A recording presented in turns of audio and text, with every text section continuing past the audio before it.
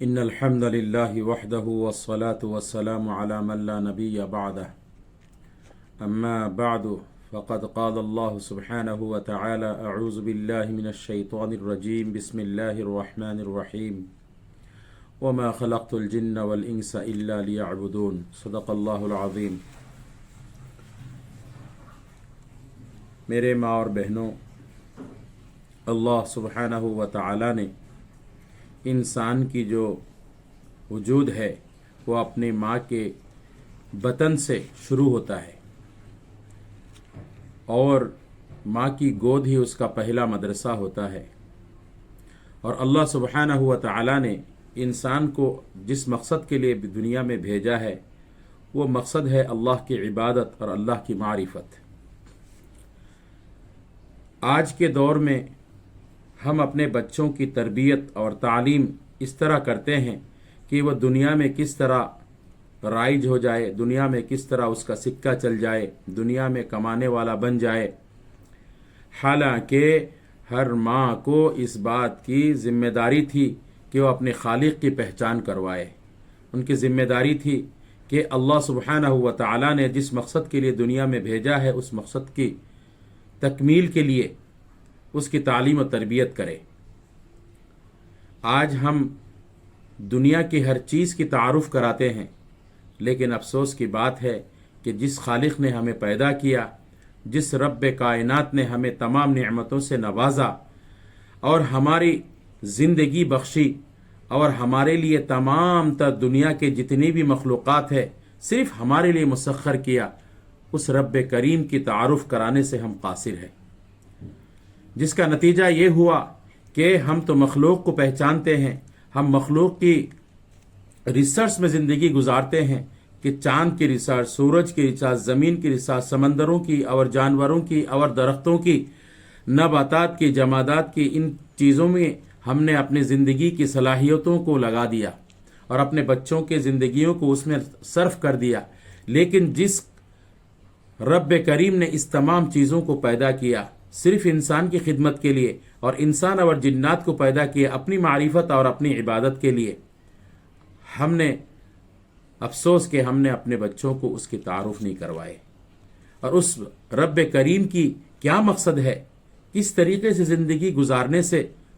کس طریقے سے ہم اپنے کمائی کرنے سے، کس طریقے سے اپنے جوانی کو لگانے سے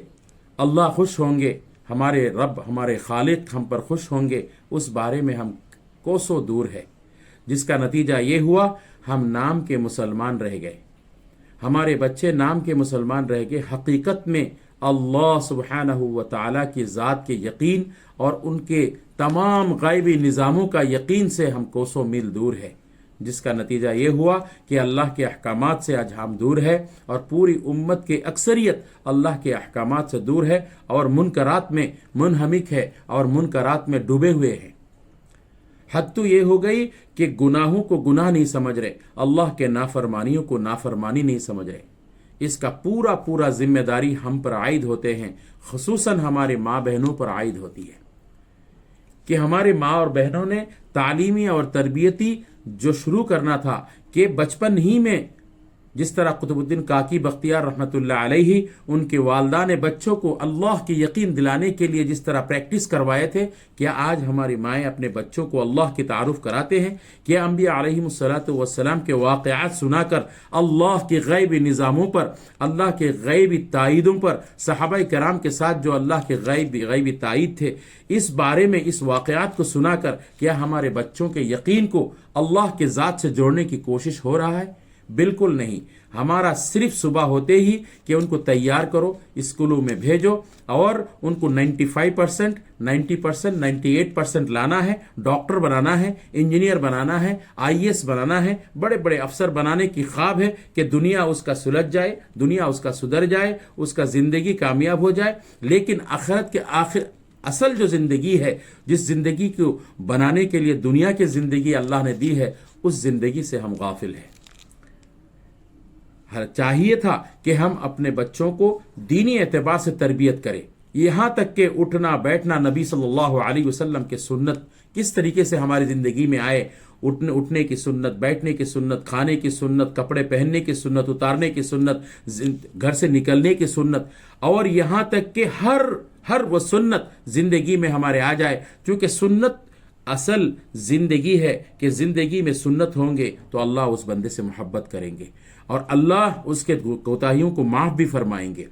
اگر کسی کی زندگی میں سنت رسول صلی اللہ علیہ وسلم نہیں ہے، اللہ کی ذات کا یقین نہیں ہے، رسول اکرم صلی اللہ علیہ وسلم کی لائی ہوئی طریقہ زندگی میں نہیں ہے، وہ زندگی اصل انسانی زندگی نہیں ہے، اور اللہ نے جس مقصد کے لیے انسان کو دنیا میں بھیجا ہے وہ مقصد اس سے حاصل نہیں ہوگا، بلکہ اس کا زندگی جانور اور چوپائے جانور جیسے ہیں، بلکہ اس سے بدتر زندگی ہوں گے۔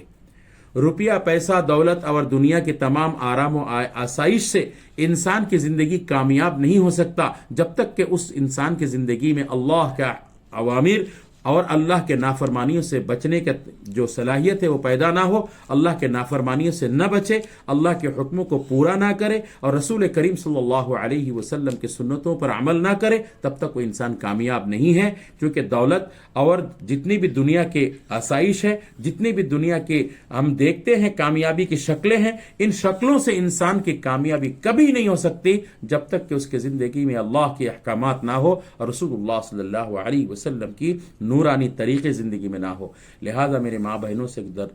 عاجزانہ گزارش ہے کہ اپنے بچوں کو دینی تعلیم میں اور دینی تربیت میں اللہ کے رسول صلی اللہ علیہ وسلم نے جس طرح بچوں کو تربیت دینے کے لیے ہمیں حکم فرمایا اور اللہ سبحانہ و تعالیٰ نے ہمیں ذمہ داری دی، ہم اپنے بچوں کو دینی اعتبار سے تعلیم و تربیت بھی کریں۔ ہاں، اپنے بچوں کو ڈاکٹر بنائے، انجینئر بنائے، IAS آفیسر بنائے، سائنٹسٹ بنائے، اس میں کوئی قباحت نہیں، لیکن اگر اللہ اور اللہ کے رسول سے دور ہو، زندگی دین سے دور ہو، تو وہ زندگی دنیا اور آخرت کے لیے وبال ہوگی۔ اس لیے ماں باپ بھی اس کے لیے ذمہ دار بنیں گے۔ کل قیامت کے دن اللہ سبحانہ و تعالی ان سے اس بارے میں پوچھیں گے اور اس کی وجہ سے اللہ ناراض ہو جائیں گے۔ لہٰذا ہم اپنے بچوں کے دنیا اور آخرت بنانے کے لیے اللہ سبحانہ و تعالیٰ کے حکموں کو، اللہ سبحانہ و تعالیٰ کے قدرت نظام کو، اللہ سبحانہ و تعالیٰ کے رسول صلی اللہ علیہ وسلم کے سنتوں کو بچوں کو سکھائے، بچوں کو سمجھائے، بچوں کو تربیت کرے،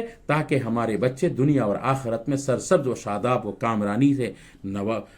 کامرانی حاصل کریں، اور ہم بھی ہمارے بچے بھی ہمارے لیے نجات کا ذریعہ بنے۔ اللہ ہم سب کو کہنے سننے سے عمل کی توفیق عطا فرمائے۔ وآخر الدعوانا ان الحمد للہ رب العالمین۔